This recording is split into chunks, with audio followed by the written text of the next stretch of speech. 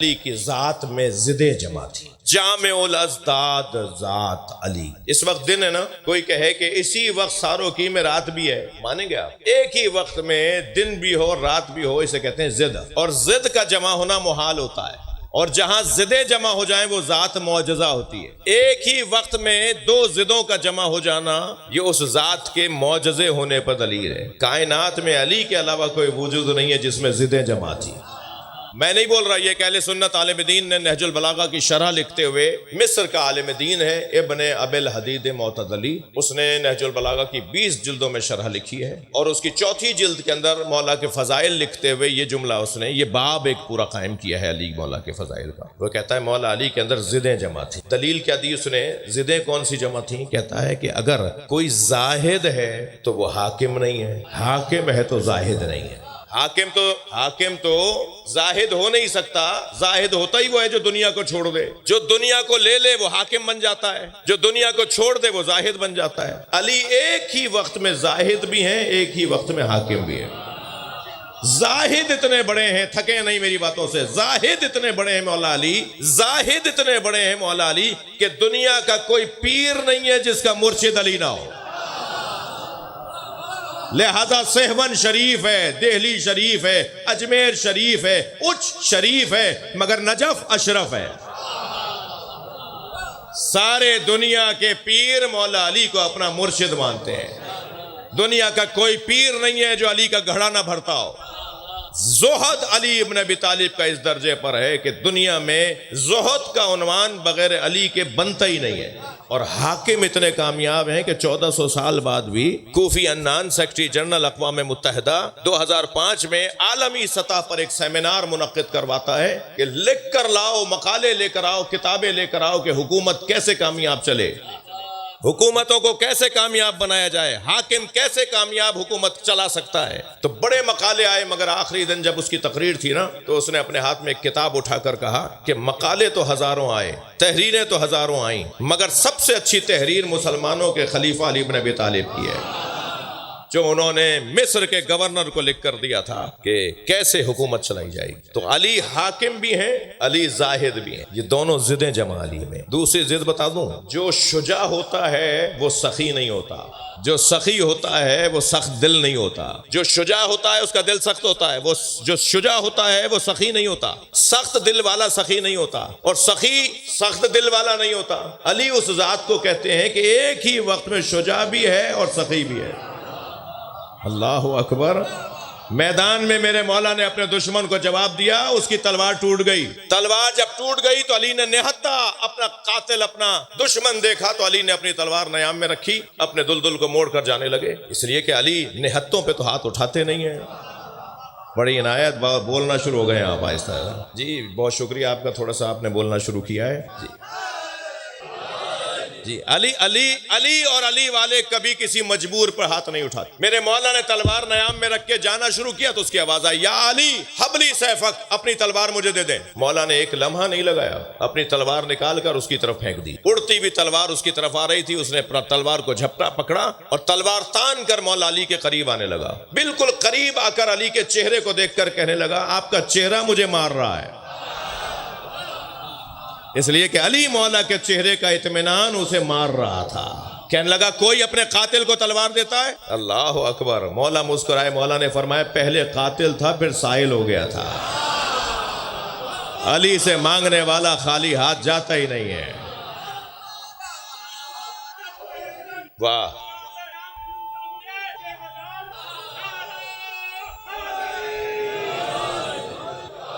نہیں، جتنا زور لگا کے نعرہ لگایا ایسا جواب تو نہیں دیا آپ نے، دوبارہ لگاؤ۔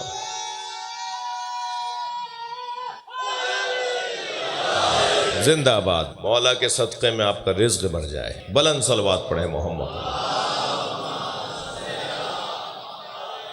جامع الازداد پر آپ گفتگو سن رہے ہیں، علی مولا میں ضدیں جمع ہیں۔ آپ کی توجہات میرے ساتھ ہیں تو میرا دل کہہ رہا ہے ایک مثال اور دے دوں۔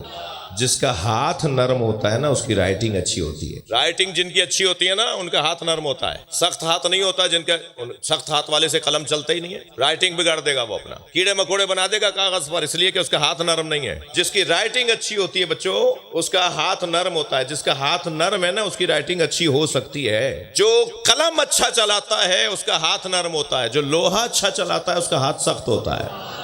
آپ ہاتھ ملا کے دیکھ لیجئے لوہاروں سے, جو ہتھوڑے چلا رہے ہوتے ہیں ان سے ہاتھ ملا کے دیکھیے, پتھر سا ہاتھ ہوگا, لوہا سا ہاتھ ہوگا اس کا. جو لوہا اچھا چلائے اس کا ہاتھ سخت, جو قلم اچھا چلائے اس کا ہاتھ نرم. قربان جائیں علی کی ذات پر. قلم چلائے تو صلح حدیبیہ, لوہا چلائے تو ذوالفقار. دنیا میں اتنا اچھا لوہا علی کے علاوہ کسی نے چلایا ہی نہیں, اور دنیا میں اتنا اچھا قلم علی کے علاوہ کسی نے چلایا ہی نہیں. میرے سنی بھائی بھی آئے بیٹھے ہیں, بعض شبہات ہیں جو ہمارے اوپر ڈالے جاتے ہیں. لاہور بہت دور نہیں ہے, یہاں کے ایک ڈاکٹر صاحب نے اعتراض کیا کہ جب نبی سرکار نے اپنے آخری ایام میں کاغذ اور قلم مانگا, ناراض تو نہیں ہو رہے آپ؟ جب سرکار دو جہاں نے اپنے آخری ایام میں کاغذ اور قلم, واقع ہے جمعرات مشہور ہے, وہ جمعرات کا دن تھا, سرکار نے کاغذ اور قلم مانگا کہ مجھے کاغذ لا دو, قلم لا دو, تو وہ کاغذ اور قلم تو علی مولا کے پاس ہوتا تھا. یہ شیعہ ناراض کہیں اور کیوں ہوتے ہیں؟ کاغذ اور قلم تو مولا علی کے ہاتھ میں تھا, مولا علی ہی نبی کی تحریریں لکھتے تھے, تو پھر ناراضگی کہیں اور کیوں ہے آپ کی؟ تو میں نے کوئی 7-8 جواب دیے تھے, ان میں سے ایک جواب آپ کے حوالے کر دیتا ہوں. ہم نے ایک جواب یہ دیا تھا کہ اگر کاغذ اور قلم مولا علی کے ہاتھ میں ہوتا تھا تو کسی اور نے یہ کیوں کہا میں قرآن کافی ہے؟ صلوات پڑھ لیں محمد و آل محمد پر, اور بلند صلوات نبی کی ذات پر. تھوڑی سی بات آگے بڑھے. بات آ گئی ہے جنگ کی, تلوار کی, تو میرا دل کر رہا ہے کہ میں ان بچوں جوانوں کو یہ بتاتا جاؤں کہ مولا علی کے ہاتھ میں جو ذوالفقار تھی نا وہ مولا علی سے باتیں کرتی تھی.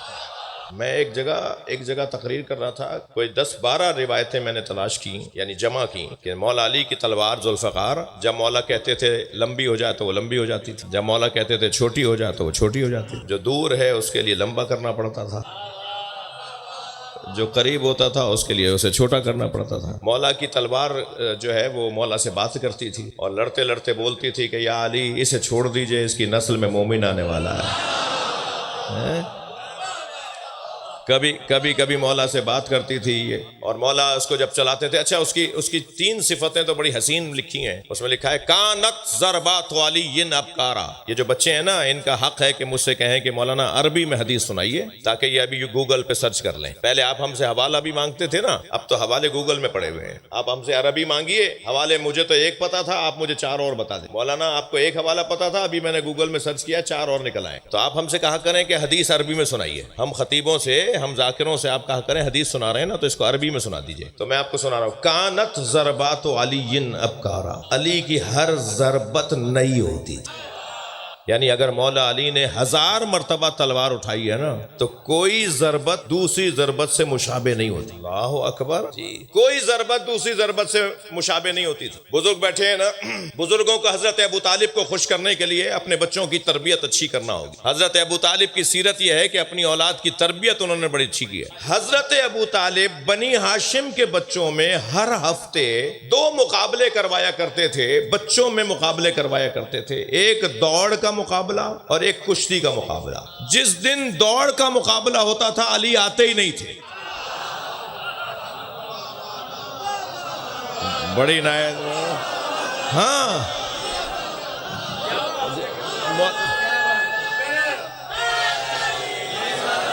اور جب ایک مرتبہ حضرت ابو طالب نے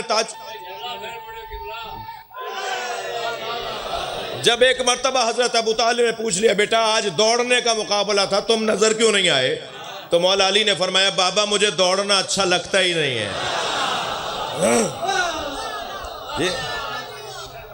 لیکن جب کشتی کا مقابلہ ہوتا تو علی سب سے پہلے کھڑے ہوتے تھے.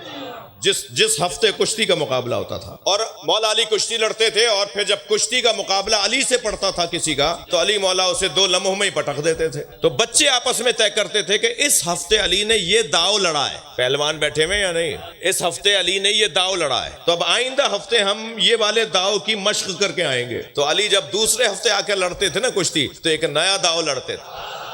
پھر یہ سب تیاری کرتے تھے، اب 2 داؤ ہو گئے، علی 2 طرح سے لڑتا ہے، پھر تیسرے ہفتے علی ایک اور نیا وار کرتے تھے، یعنی مولا علی کم سنی سے جوانی تک آ گئے، کوئی داؤ علی کا تکرار نہیں ہوا،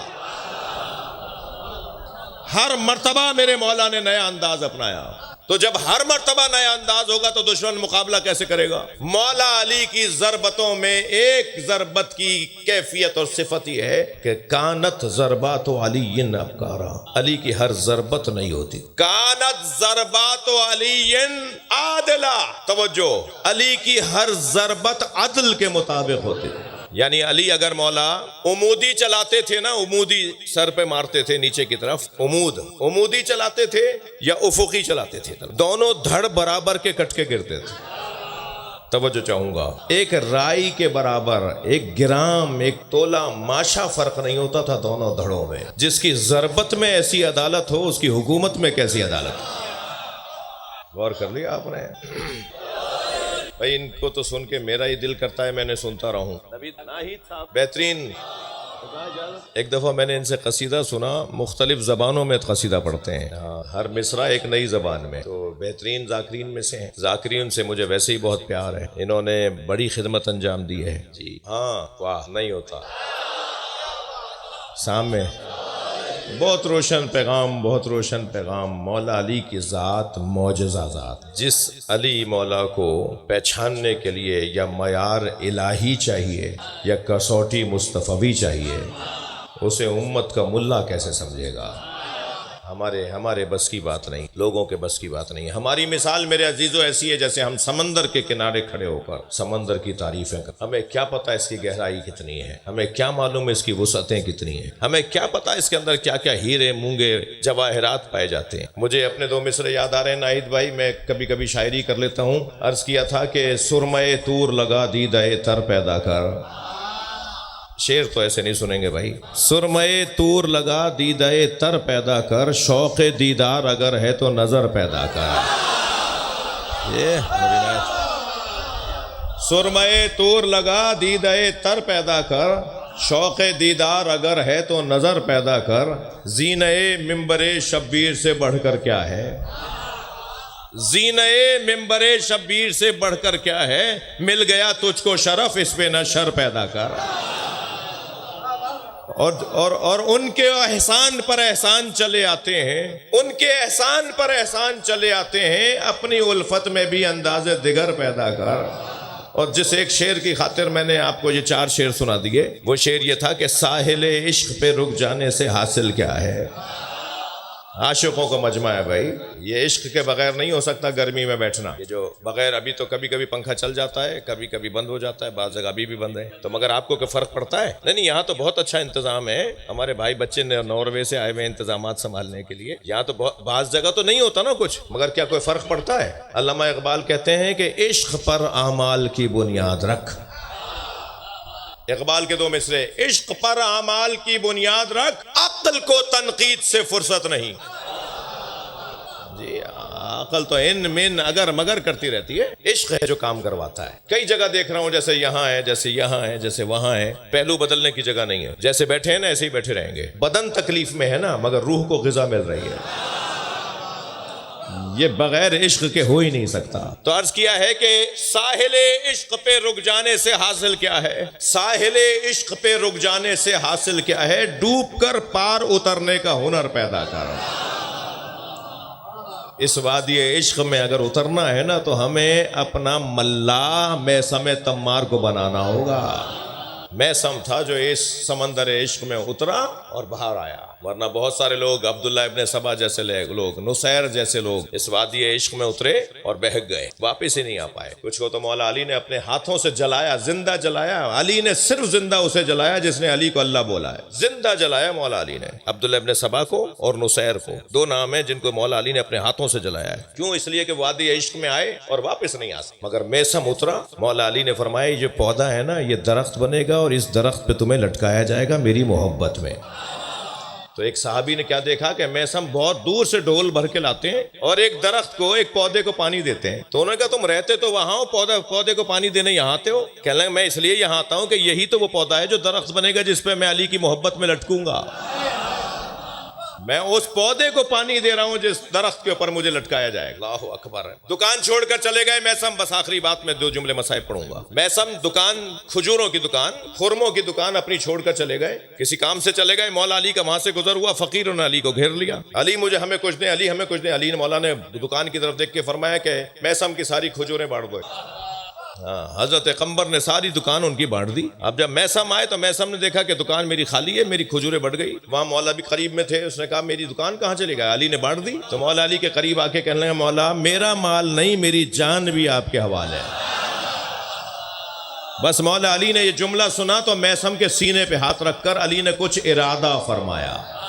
جیسے ہی علی مولا نے ارادہ فرمایا نا، پھر علی نے میثم کے دل میں 2 علم منتقل کر دیے، ایک علم منایا اور ایک علم بلایا۔ اس محبت کے بدلے میں مولا علی نے میثم کے سینے میں 2 علم منتقل کیے ہاتھ کے ذریعے، ایک علم بلایا، ایک علم منایا۔ میثم دیکھ کر بتا دیتے تھے کہ تم کب مرو گے۔ اللہ اکبر۔ میثم تمار بندوں کو دیکھ کر بتاتے تھے یہ مرے گا کیسے، اور میثم تمار بندے کو دیکھ کر بتا دیتے تھے کہ اس کی زندگی میں کہاں کہاں مشکلات اور آزمائشیں اور بلائیں آئیں گی۔ مختار ثقافی زندان کے اندر مایوس ہو گئے تھے کہ اب تو مجھے آج یا کل لٹکا دیں گے سولی کے اوپر۔ تو میثم قریب آئے اور میثم کہنے لگے مختار مبارک ہو۔ کہا کیا بات ہے، مجھے تو موت کی خبر آنے والی ہے۔ کہا نہیں، علی نے تمہارے بارے میں کہا ہے مختار ہمیں خوش کرے گا۔